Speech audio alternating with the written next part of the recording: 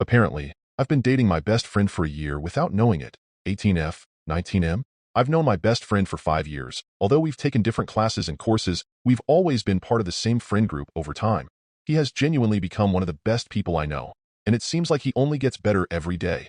I can't deny that he's exactly my type. Nerdy, charming, sweet, funny, and flirty with just the right amount of awkwardness. He picks me up from class, plays hockey without being a jerk to the other skaters, and most importantly, he gets treats for my cat. Several strangers have mistaken us for a couple, and even our friends, professors, and worst of all my family have thought the same.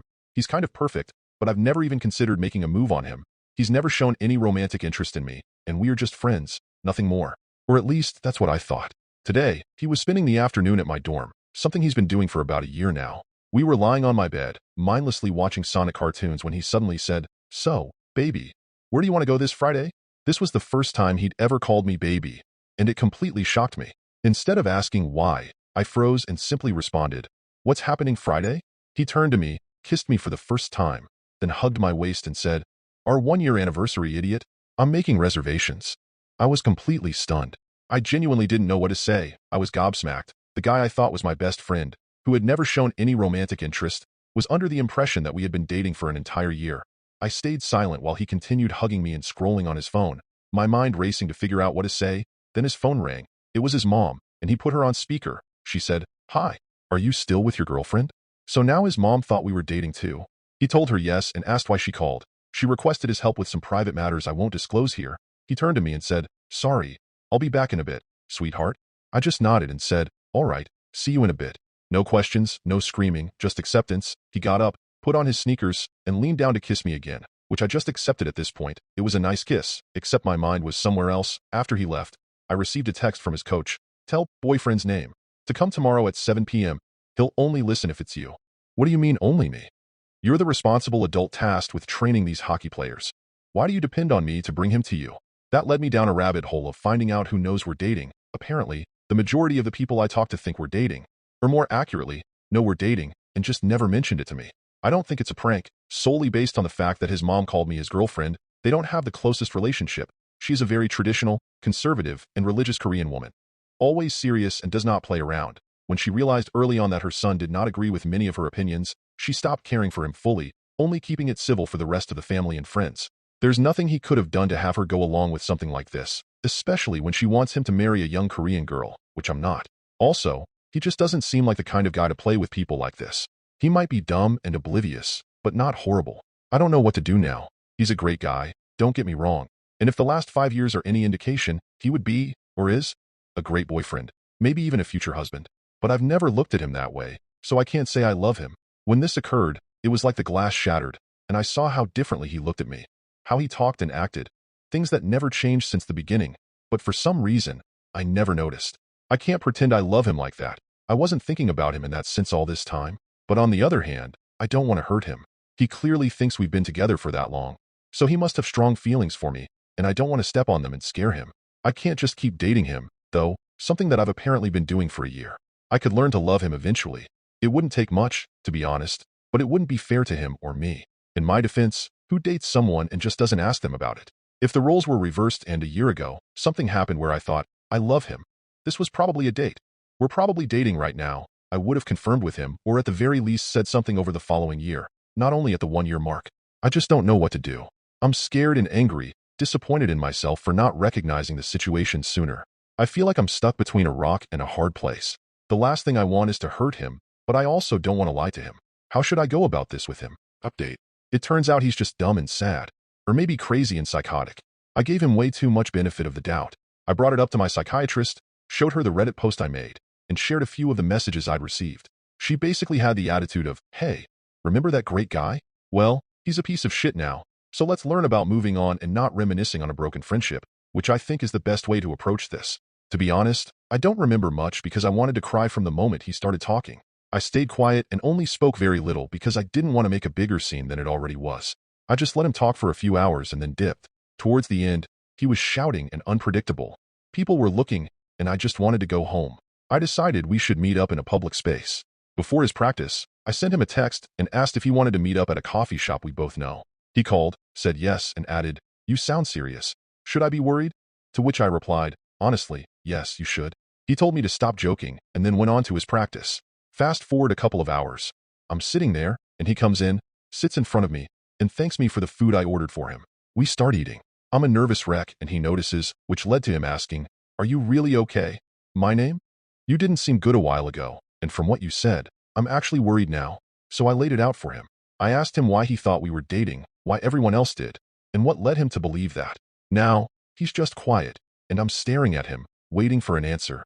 Things get a bit fuzzy after this because I just wanted to cry. What he said next was so out of the blue, and so weird that it's hard to process even now. He said something like, "I didn't really think we could actually date if I asked you up front," to which I replied, "That's how relationships usually work, though, you ask," which led him on a tangent about women in general. He shared opinions that shocked me, things he said with no regret. What I saw in front of me was no longer my best friend of 5 years, but a boy who grew up into a man with very damaging ideas about women. Stuff that I could assign to immaturity, but he had nicer things to say when he was 14 than what he told me now. I interrupted him and asked what led him to think about women this way since he never let his family, most notably his mother, though I don't think even the most conservative women in the world would say what he said, influence him into these antiquated ideas. He was quiet for a while, which gave me some pity until he opened his mouth again. "You know, there are these podcasts." That was all I needed to hear. "Oh, so you're a Tate fanboy now?" He started arguing and yelling that it's not Tate, but that these men know what's right and wrong, how things should be. To be honest, I wasn't really listening to him at this point.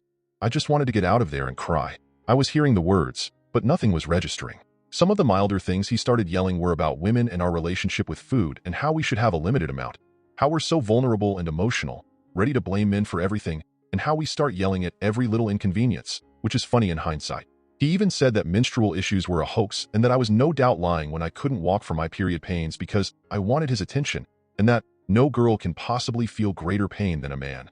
He also criticized me for not understanding his course on car parts, saying it wasn't cute or sweet to act dumb and pretend I was clueless because that doesn't make me more appealing. For the record, I genuinely don't know how a car works, my bad. I told him that if this was all a big joke, it wasn't funny. He interrupted me to talk about how he listens to these men but doesn't tell anyone because he knows I and our friends wouldn't agree. He told me I'm not a perfect woman, whatever that means, but that he would still like to date me, though he couldn't tell me because I'd say no and ruin his fantasy. At this point, I was crying, and people were noticing, so I just wanted to get out of there immediately. I told him, "You're so stupid. Name, you genuinely could have dated me if only you had asked. You could have had everything, but you started listening to the opinions of guys who have nothing. How sad can you be to pull a stunt like this instead of asking like a normal person?" He started yelling that I was wrong and that these men know what is right. He continued ranting, but I didn't have the strength to listen. I stood up, started walking away, and he grabbed my arm. More people were staring. I told him to let go, and he only did when I threatened to call the police. I left, telling him to never speak to me again. I am now home. I've blocked him on everything and told some friends what happened. They were all shocked by how he acted and what he said. One guy did tell me, he was always easy to influence though. I asked why they thought we were dating, and they told me it was how we acted like a couple. I guess that one is on me, combined with the fact that he told them we were, and since our behavior matched, they just never thought to discuss it with me. I'm not responding to any of them right now. To be honest, I'm moving cities in a few months with my family. I used to cry about it nonstop because I'd have to leave all my friends here, including him, and that was the last thing I wanted. Now, I'm kind of glad I don't have to worry about bumping into him. I just feel distraught, like that was a nice friendship. It was a pillar of my childhood, and now it's just gone. He said and did some nasty things, even if it was only for a few hours. If, until I move, he comes up to me personally or tries to pick me up from class, I'll repeat that I do not want him in my life anymore. If push comes to shove, I'll call the police, though I doubt they'd do anything. I'm also sharing my location with both my older brother and father. Yes, it might be a bit delusional and unnecessary, but you never know. He was a great guy, and we had a good friendship until he decided to view women as objects and date one without asking because he deserves it. I can't stop crying. I really thought I knew him, and for him to be able to spew those words and opinions at me like that, stuff he's always been against from what I remember, it was shocking. It's only been a few hours, but it's already strange not having that constant text or call happening. I feel like it's kind of empty, but I don't want someone like that near me. The worst part is that I don't see him changing. He has no sisters, and his mother does somewhat share those beliefs, as does his father. Maybe his coach could help. I just feel betrayed. It feels silly to say, but it's true. I mean, I deal with men like this every single day. Every girl does. It goes from professors who know me to drivers who are seeing me for the first time.